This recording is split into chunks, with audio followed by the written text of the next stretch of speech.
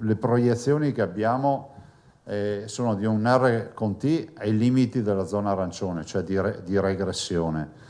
L'incidenza resta ancora intorno ai 2,50. Reduce da un incontro con governo e colleghi presidenti delle regioni sul decreto sostegni questa mattina, il presidente Zaia annuncia l'abbassamento dell'RT in Veneto sotto la soglia critica di 1,25, un numero tale da rimettere in discussione la permanenza della regione in zona rossa con tutto quello che ciò comporterebbe. Fuori dalla sede di Marghera la protesta delle partite IVA, del mondo della ristorazione e dell'ospitalità. Le mole di finanze stanziate sono importanti, non ho ancora ben capito, anzi non abbiamo ancora ben capito come arriveranno e su quale base saranno distribuite. Si dice che si sono abbandonati i codici Ateco, si andrà sui fatturati, però penso che la miglior soluzione per aiutare queste imprese sia quella di aprire e poi no alla fine. Rimane confermato il colore rosso per i giorni di festività di Pasqua e Pasquetta, indipendentemente dalla decisione di domani del CTS.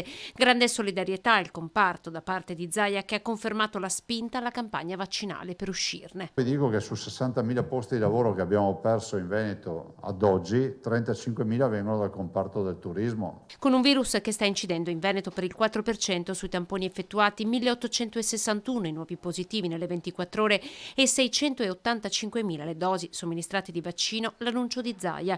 L'estensione alla vaccinazione per gli over 65 conviventi degli ultra ottantenni che saranno chiamati a vaccinarsi. Se c'è un over 80 accompagnato da un over 65 è giusto vaccinare anche l'accompagnatore. In giornata hanno confermato di poter sostenere questo sforzo tutte le USL, si partirà con domani. A breve per la somministrazione dei vaccini scenderanno in campo anche i 1.300 specializzandi dell'università.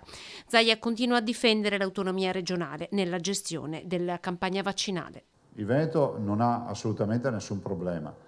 Dall'altro sta farsa, come si può dire, sto refrain dell'accentramento delle competenze mi fa ridere.